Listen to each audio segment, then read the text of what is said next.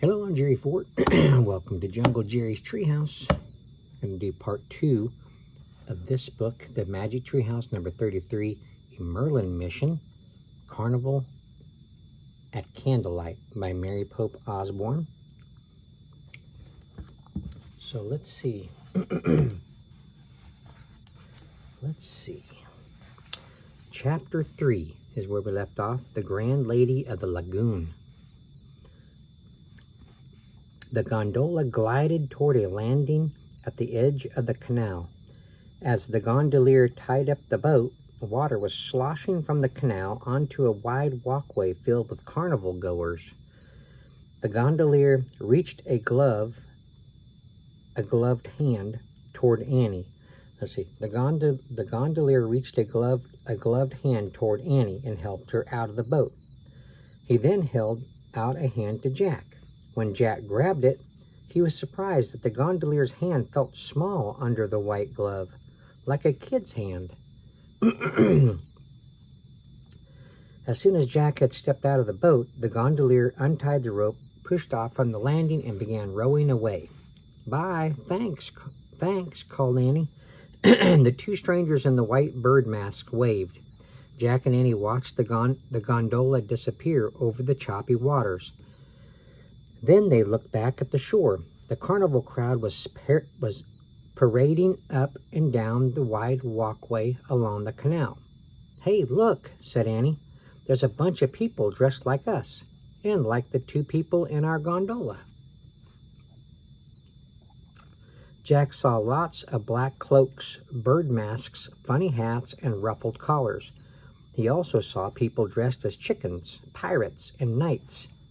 None of the costumed people seemed to mind the water spilling over the edge of the canal, soaking their boats and slippers. As Jack and Annie stared at the crowd, a distant bell began to ring. The bell rang 9 times. "I guess that means it's 9 o'clock, said Jack. Just then another bell began to chime. Jack counted again. This time 10 chimes rang out. "10?" said Jack, puzzled. "So what time is it? 9 o'clock or 10 o'clock? "Don't worry about that now," said Annie. "I think I see the Grand Lady of the Lagoon." "Where?" said Jack. Annie pointed to a tall woman at the edge of the parade. She was wearing a black mask. She wore piles of jewelry, a white wig, and a white hoop shirt. Jack and Annie moved toward the lady. "Excuse me," said Annie. "Hi." The lady looked at Annie. "Hello," she said in a deep man's voice. Let's redo that. "Hello," she said in a deep man's voice. "Whoa," said Jack, stepping back. Annie laughed. "You're a man," she said. "Of course," said the man. But for carnival, I am a very beautiful lady, no?" "We're looking for someone called the Grand Lady of," started Annie, but before she could finish, a giant chicken grabbed the man's hand and pulled him away into the crowd. "Giant chicken?" "Oh, brother," said Jack, looking around. Lots of people were dressed as grand ladies. How are we supposed to know who to visit? "Maybe it's time to use one of Kathleen and Teddy's rhymes," said Annie. "No, we should save our rhymes," said Jack. "Then let's just skip visiting the Grand Lady of the Lagoon for now," said Annie. "What's the next thing Merlin tells us to do?" Jack looked at Merlin's directions and read aloud. "To find out where you need to go, seek out a painter named Tipolo." It could be Tipolo, I don't know. It looks like it's pronounced Tipolo or Tipolo. "Good, that's clear," said Jack. "Let's see if Tipolo is in our research book." As the noisy crowd celebrated around them, Jack pulled out the book. He stood near a lantern and looked in the index. "He's here," said Jack. He turned to the right page and read. Tipolo. Oh, here in parentheses, it shows you how to pronounce the name. Tiepolo. Oh, Tiepolo. Tiepolo. Tiepolo, okay, was one of the greatest painters of Venice in the 1700s. He painted bright, beautiful oil paintings for palaces and villas. If the guy's so famous, people must know where he lives, said Annie. Excuse me, she called to a clown walking by. Can you tell us where the painter Tiepolo lives? Near the church of San Felice, the clown said. Thanks, said Annie. But you won't find him home now, the clown called over his shoulder. He's in Milan, painting. Where's that? Shouted Jack. Over a day's ride on horseback, said the clown. Then he disappeared into the crowd. Said Annie. Do you think Merlin wants us to go to Milan? We don't have time, said Jack. I think we have to skip Tiepolo too. Yeah, said Annie. Hey, maybe we should just skip all of this stuff and try to find the ruler of the seas on our own. Our letter says he's the only one who can help us save the Grand Lady. I don't know, said Jack. In his letter, Merlin tells us to be patient. But Annie was already calling to a pirate passing by. Sir, do you know where we can find the ruler of the seas? What? Shouted the pirate. The ruler. Do you know where he lives? Yelled Annie. In the palace on St. Mark's Square, said the pirate. Where's that? Annie called. But the pirate has disappeared into the crowd. I'll look up St. Mark's Square, said Jack. They turned the pages of their book until he came to a map of Venice. Oh, cool, he said. Jack loved maps.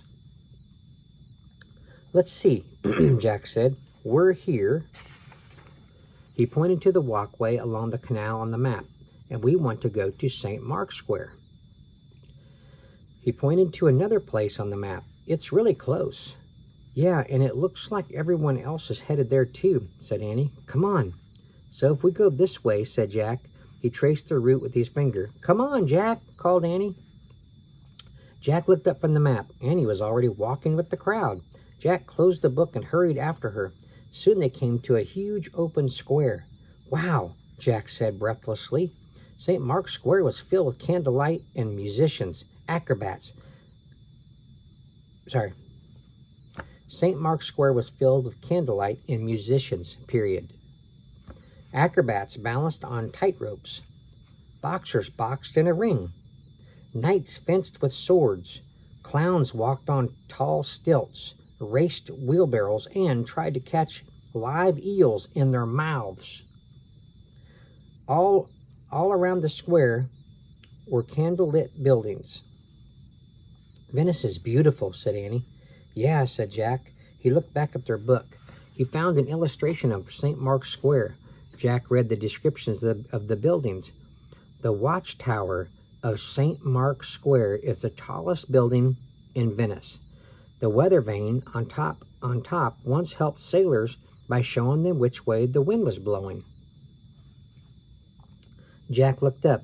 I can barely see the weather vane up there, he said, but I think it's pointing north, so the wind must be blowing from the south. What about the ruler's palace? Where's that? Asked Annie. Jack read on. The clock tower is one of the most beautiful towers in the world. On top of the tower, a bell is struck every hour by... Jack, skip to the ruler's palace, interrupted Annie. Please. Okay, said Jack. He read about the palace. Here's the map they're looking at.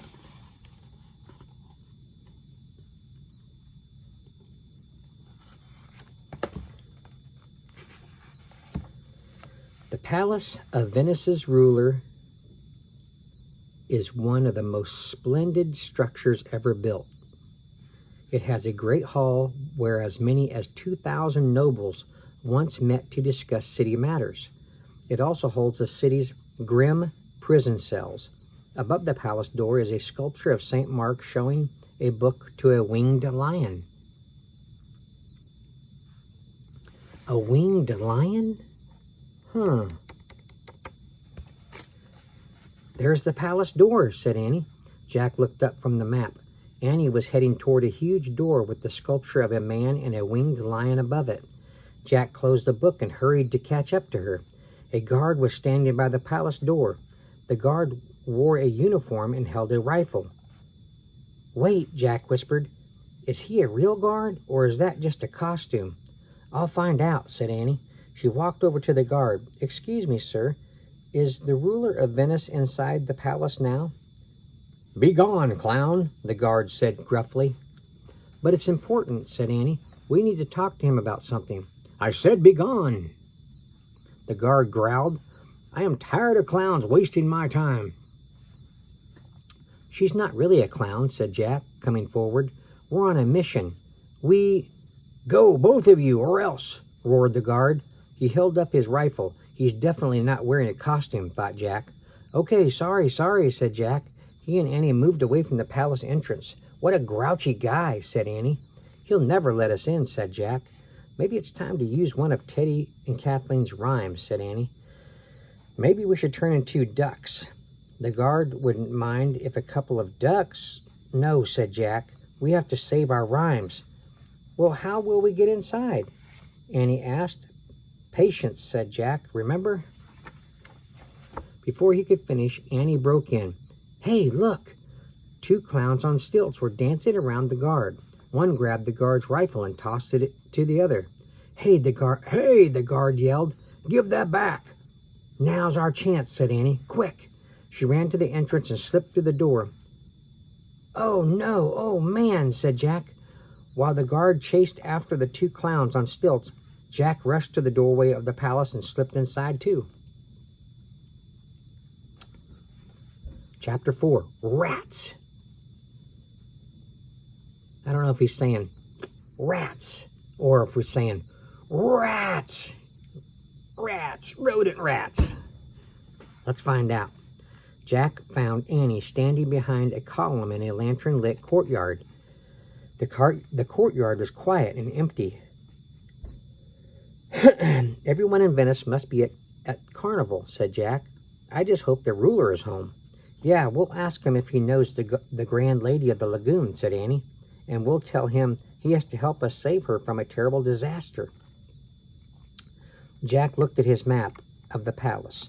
Several rooms were labeled Ruler's Living Chambers. "I guess that's where he lives," said Jack. "We have to go up some stairs called the Giant's Stairs to get there." "The Giant's Stairs?" said Annie. "Yeah," said Jack. "Listen to this. These stairs are called the Giant's Stairs because they are guarded by 2 large statues of gods from Roman mythology. Mars, the god of war, and Neptune, the god of the sea." "Cool," said Annie. "Let's go." Jack and Annie hurried down the passageway that ran along the courtyard until they came to a wide staircase. On either side of the stairs were giant marble statues of strong-looking men. "Mars and Neptune," said Jack. "This is it. Come on." Jack and Annie quickly climbed the giant stairs. At the top, Jack looked at the map again. "Now we turn right and head for the golden staircase," he said. And there's the giant stairs, and here's